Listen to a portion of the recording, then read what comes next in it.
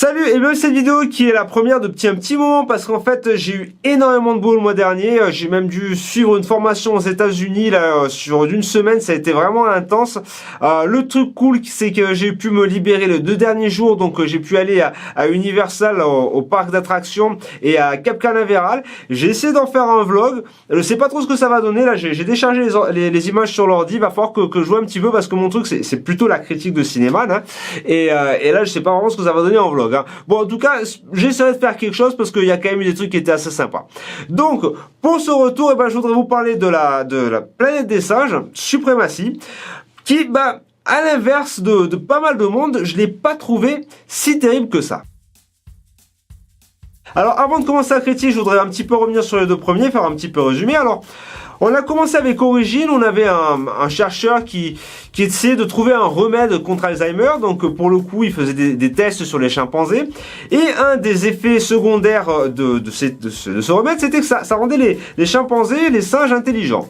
Donc dans le film on accompagne César qui est donc un singe intelligent, et en fait il essaie de défendre le père du savant, sauf qu'en fait il attaque le voisin, pour le coup il termine dans un refuge pour singes.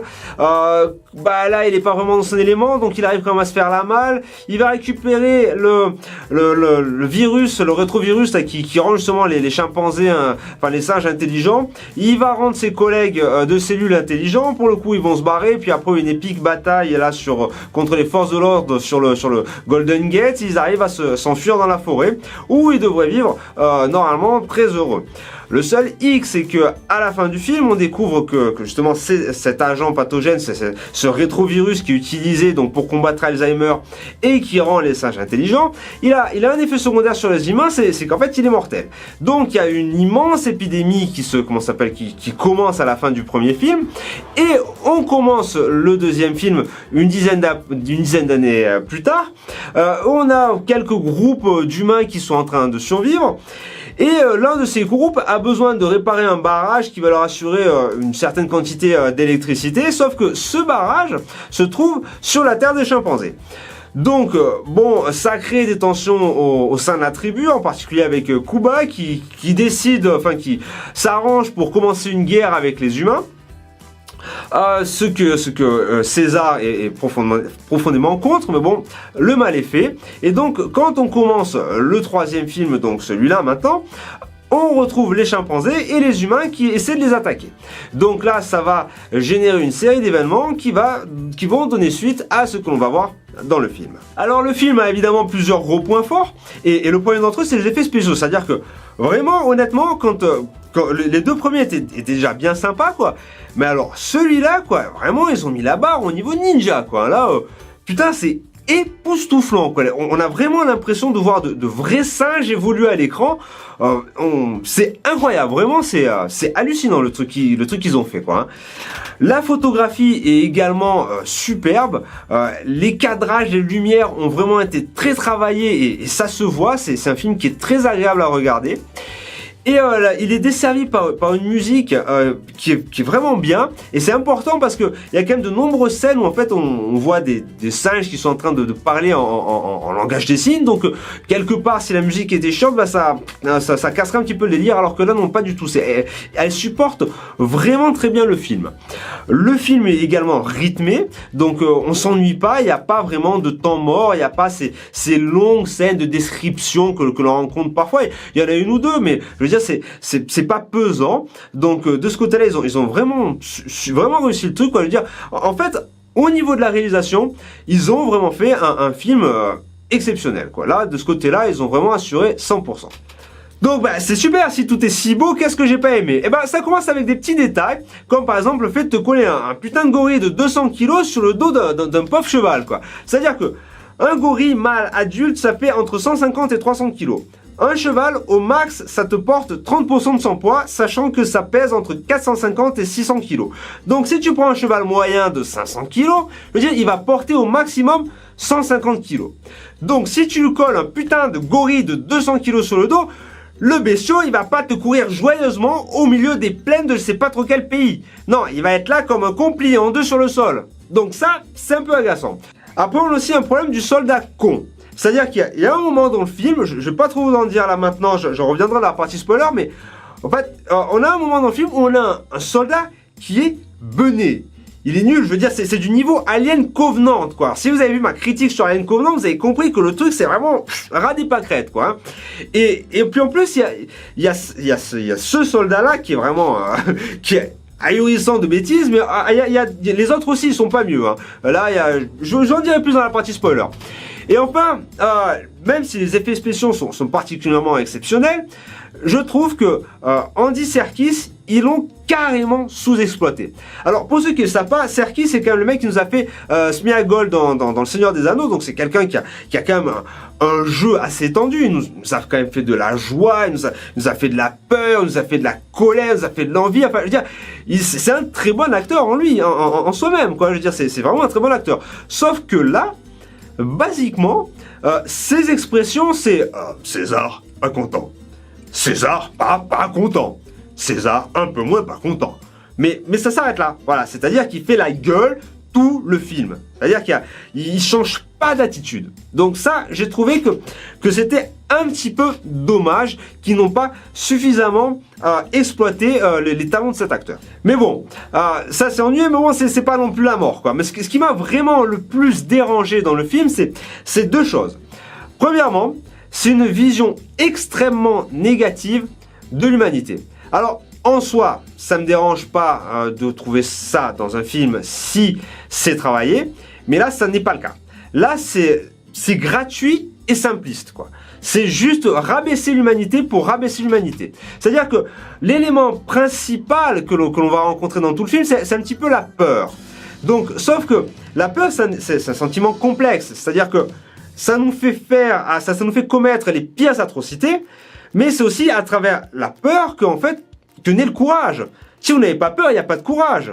Donc, c'est un élément complexe et c'est pas du tout exploité. Ils ont simplement pris l'élément le plus simple et ils ont dit, bah voilà, l'humanité est mauvaise, l'humanité c'est le mal, et ça s'est arrêté là. Et ça j'ai pas du tout aimé cet aspect vraiment, je le redis, simpliste de la chose. Et puis, il y a un autre aspect qui m'a dérangé, c'est le manque total de profondeur de l'antagoniste. C'est-à-dire que le général, qui est l'antagoniste principal de César dans le film, est totalement plat. C'est le méchant lambda, qui est méchant, on sait qu'il est méchant parce qu'il est cruel. Et c'est tout. Voilà, ça s'arrête là. Je veux dire, alors il y a un moment, il nous raconte 2 minutes de backstory, mais honnêtement, ça change rien, quoi. Ça change rien. C'est-à-dire que vraiment, c'est le gars, voilà, il est creux, quoi. Et c'est d'autant plus flagrant que on accompagne César. César, c'est quand même le 3e film qu'on accompagne avec lui. C'est un personnage qui est extrêmement riche. On sait d'où il vient. On sait ce qui a fait de lui ce qu'il est aujourd'hui. On connaît ses démons. On accompagne ses conflits internes. Et là, d'un seul coup, tu le retrouves. Donc, c'est quelqu'un qui est vraiment qui est fascinant. Et là, tu mets quelqu'un d'aussi riche et fascinant face à quelqu'un d'aussi creux et inutile, quoi. Donc non, là, ça te pourrit le film complet. Là, ils ont complètement foiré le film rien que là-dessus, quoi. Et pour le coup, c'est quelque chose qui m'a un petit peu chagriné, quoi, parce que si c'était de la peine de travailler un petit peu plus ce personnage, qui en plus est joué par un bon acteur, c'est Woody Harrelson, il a quand même fait Tueur Né, Bienvenue à Zombieland, enfin c'est quelqu'un qui est solide, quoi. C'est un acteur que j'aime bien. Bah, on aurait eu droit à un film de science-fiction qui aurait été quand même assez solide, quoi, quelque chose qui aurait pu marcher sur les traces du pont de la rivière Kwai ou d'Apocalypse Now. Mais non, je sais pas pourquoi, je sais pas si c'est pour volonté de rester simple pour le public ou par paresse, mais ils l'ont pas fait. Pour le coup, bah on se retrouve avec un film complètement bidon. D'ailleurs, en parlant de bidon, il y a aussi quelque chose que j'ai oublié de dire, c'est que le climax du film est totalement prévisible. C'est-à-dire que honnêtement, je pense que vous allez le voir arriver, mais à 10 km, quoi. Donc, voilà, ça sent la paresse, quoi. Ça sent le manque de travail, quoi. C'est ça, quoi. Et puis, d'ailleurs, ça aussi, ça se ressent sur la résolution du conflit final, quoi, entre guillemets.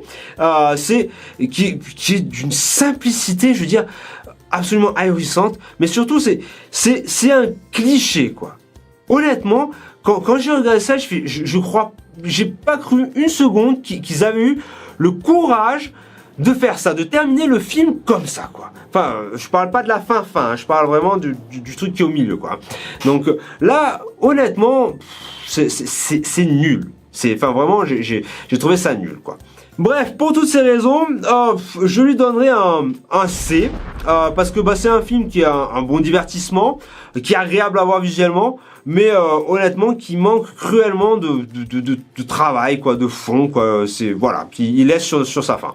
Maintenant, par contre, je serais quand même curieux de voir ce que va donner les autres, parce que je pense qu'ils vont faire un 4. Je crois qu'ils ont annoncé en octobre qu'ils allaient faire le 4. Et à mon avis, donc on est sur une phase de transition et on va se retrouver un petit peu avec ce qu'on connaît de la planète des singes, des films traditionnels et des romans. Donc je pense que ça va être intéressant. Peut-être que ces films vont être vus comme une préquelle en fait à l'avènement de la planète des singes. Donc on va voir.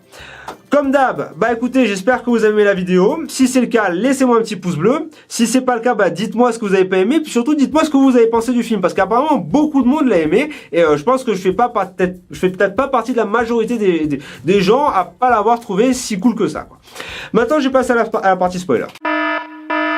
Bon, alors dans cette partie spoiler, je vais pas revenir sur le truc que j'ai aimé, puisque j'en ai parlé dans la partie no spoil, mais je vais revenir sur le truc que j'ai pas aimé. Et le premier truc d'entre eux, c'est la gamine, quoi. Alors la gamine, c'est vraiment la pub pour faire des gamins, hein, parce que il y a son père qui se fait dégommer au fusil à pompe par un chimpanzé, rien.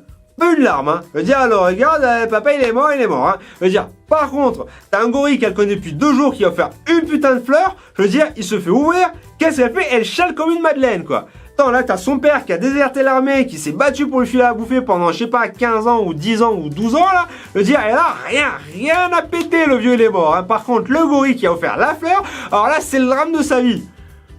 Attends, on va relativiser là quand même. Et alors après, par contre, là, je vais attaquer la partie simpliste. Alors, premièrement, il y a l'histoire du garde, enfin des gardes, parce que je veux dire, ils sont tous débiles mentaux. Je veux dire, t'as le mec, il est en train de garder des singes intelligents. Il y envoie de la merde, le mec, qu'est-ce qu'il fait? Il descend au milieu de la cage? Non mais c'est quoi ce délire? Et puis alors après, t'as quand même, je sais pas, t'en as combien? T'en as 300 là, des singes qui sont comme ça en captivité? Ils se barrent, ils s'évadent, et t'as personne qui le remarque. Non, tu vois, t'as 300 singes qui disparaissent d'une putain de base de l'armée, et personne ne le voit.